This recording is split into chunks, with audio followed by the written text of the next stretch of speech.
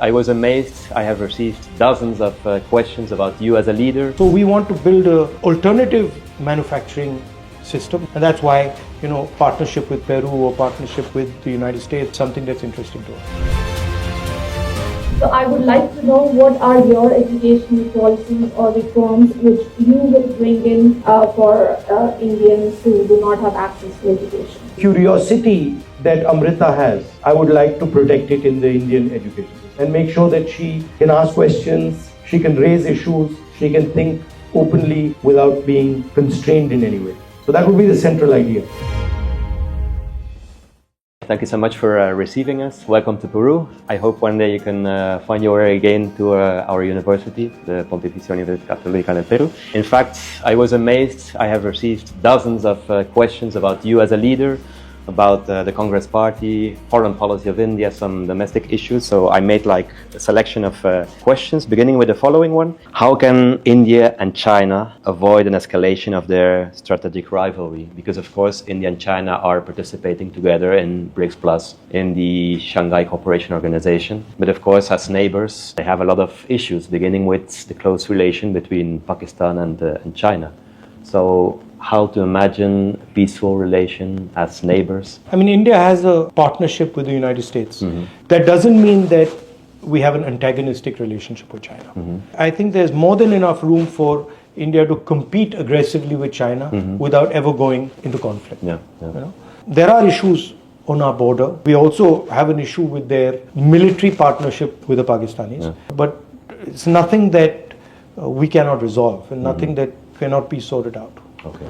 They're the biggest producer in the world. Yeah. Right? They produce pretty much everything. For us, not having a powerful manufacturing sector, not being a global producer is a problem. Yeah. Right? Because without that, we cannot give jobs to our people. China has proven to the world that you can manufacture in a non-democratic environment. So we want to build an alternative manufacturing system, and that's why partnership with Peru or partnership with the United States is something that's interesting to us. Okay. Talking about Peru, about Latin American countries, how can we imagine a deeper relation with India? I think the first step is actually opening the imagination of both countries to each other. Yeah. And one of the reasons I've come here is to understand what Peru is going through, what you're dealing with, what are the issues right now. And I think that's the first step in building a relationship. Right? From an Indian perspective, we have certain strengths. We have a extremely high-tech, low-cost medical system, healthcare system, very strong education system with regards to medicine, with regards to engineering. So that's areas where we can very easily cooperate. Whether it's eye hospitals, eye care, cancer care, heart disease, we've already done a lot of the homework, and there's a lot of room for partnership. And also, I think there's a lot in common between a country like Peru and India. We are old civilizations, and there's a lot that we bring to the table beyond just manufacturing and trade, way of thinking about things, culture, different traditions. And I think when one uses those frameworks to communicate, it's quite powerful. Okay, great. You have criticized the BJP's record of jobless growth. Which productive sectors would the Congress Party prioritize to, you mentioned it, generate millions of quality jobs?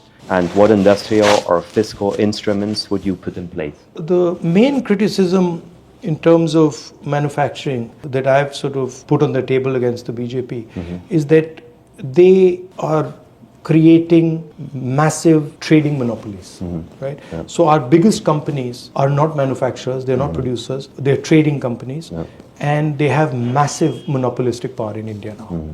And a lot of the policies that the BJP has been following are designed to weaken and destroy the small and medium sector.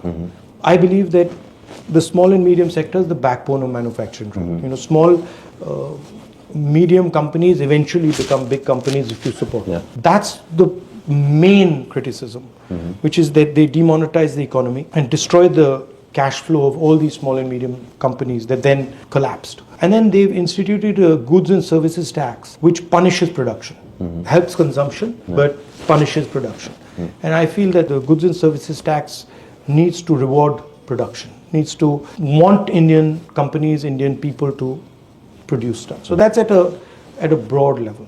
On specifically where we would focus, certainly agriculture, adding technological capability to agricultural system, building cold chains, building food processing structures, then low-end manufacturing, and then of course there are areas where we are very strong, which are important, IT sector, software industry. So these would be some of the areas where we would focus. But the basic thing is, look, empower people and don't create monopolistic structures that destroy value.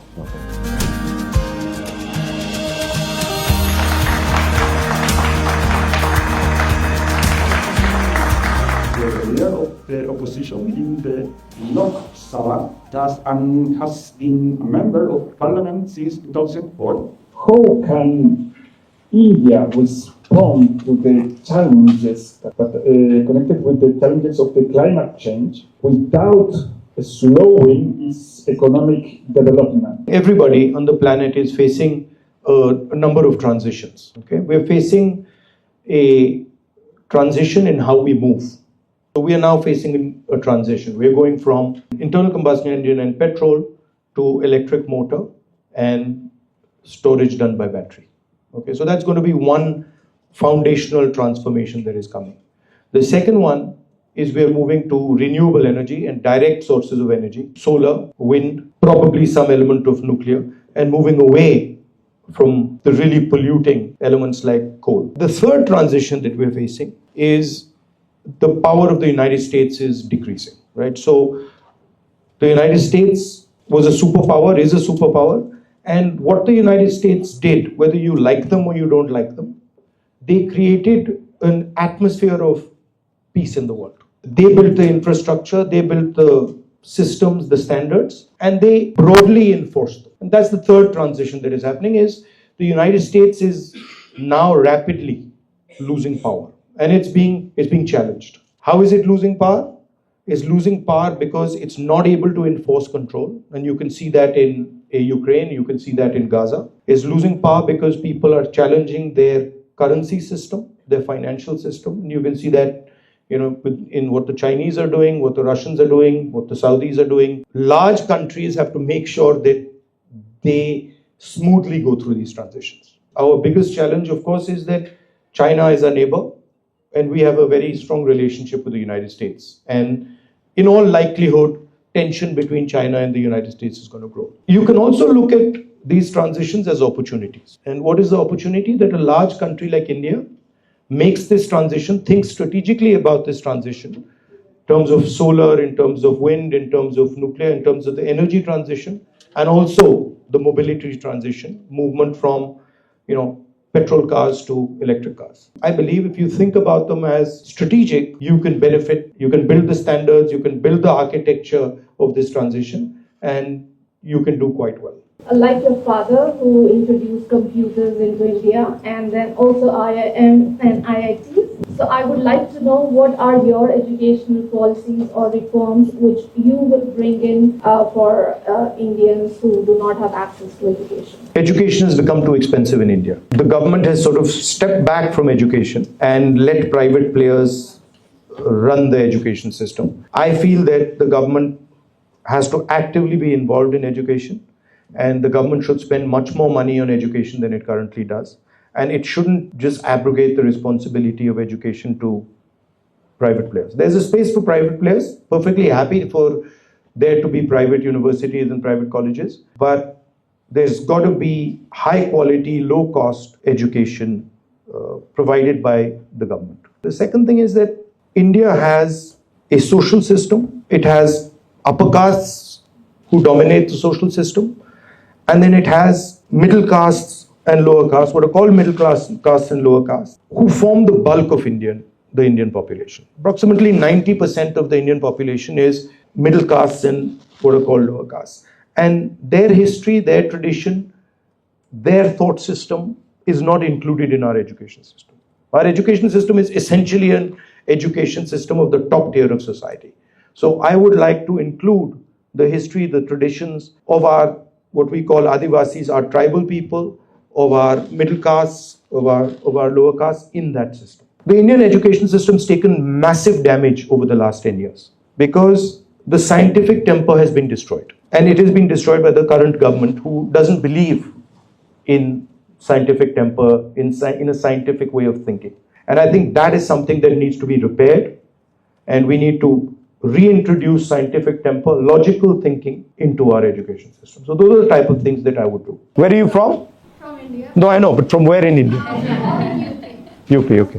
Where in UP? Balia. Huh? Balia, okay. Most of us are students here, and we are astronomers in UT Chile and several different places. And it's incredible here because Chile has 70% of all the telescopic researchers are actually research facilities in the world. So it's been incredible, but as you said, we have been a bit thinking about, because we are doing our PhDs outside, then we are thinking to do our research outside. Then we want to go back to India and build what we are learning.